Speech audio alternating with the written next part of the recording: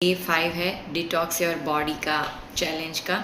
सो आज के इस लास्ट डे पे मैं आपको दो एक्टिविटीज़ दे रही हूँ। One is a food activity and of course another is a non food activity. So आज आपको फूड एक्टिविटी में ये करना है कि आपके लंच और डिनर में सैलेड्स को इंक्लूड करना है and that should be one is a chickpea salads यानी कि छोले सैलेड्स एंड दूसरा है डिनर में that is a sprout salad जिसमें आपको स्प्राउट वेजीज वगैरह सब मिक्स करके उसका बड़ा सा बोल लेना है।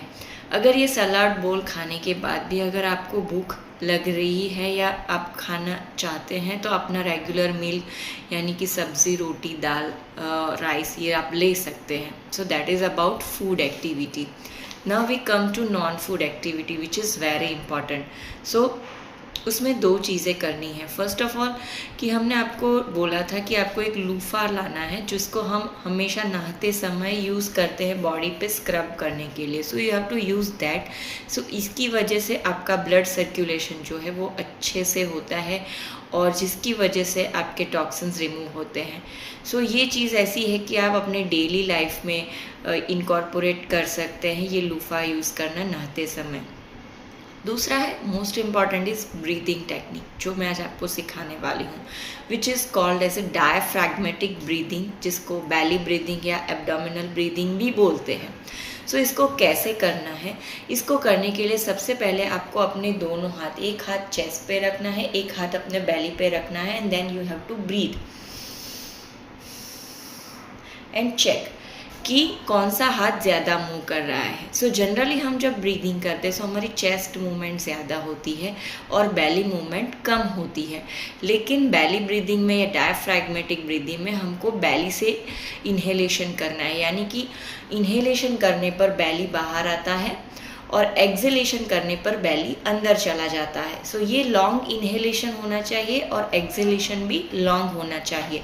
So you can do this like till 4 count you can inhale by putting your hand on your belly and feel the protrudence of your belly while you are inhaling।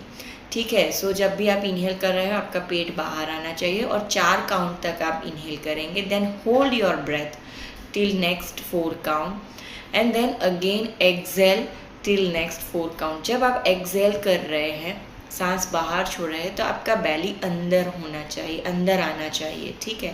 सो इसको बोलते हैं बैली ब्रीदिंग या डायफ्रैग्मेटिक ब्रीदिंग। इस breathing को आपको 10 बार करना है every 2 hourly.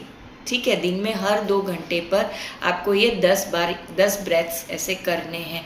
इससे क्या होगा कि आपका पैरासिम्पैथेटिक सिस्टम जो है एक्टिवेट हो जाएगा जिसका मेन फंक्शन है हमारे बॉडी में स्ट्रेस को कम करना। ठीक है। और जैसे ही हमारा स्ट्रेस कम होता है हमारा बॉडी फंक्शनिंग बढ़ जाता है, आपकी वर्किंग कैपेसिटी बढ़ जाती है और that is a one kind of detoxification.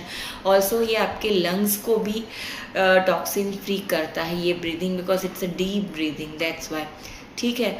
तो ये आपको हर चीज़ दिन में हर 2 घंटे पर प्रैक्टिस करनी है और इसको लगातार 5 से 6 दिन करते रहना है। सो तब जाके आपको चेंजेस फील होंगे अपने बॉडी में। सो इसी के साथ हम ये डिटॉक्स योर बॉडी चैलेंज और हेल्थ एक्सपीरियंस का आज लास्ट डे है, इसको यहाँ पे एंड करते हैं। आई होप कि आपने 5 दिन की एक्टिविटीज़ को एंजॉय किया होगा and you will get some benefit out of this healthy experience. Hoping for the next experience. See you soon. Thank you.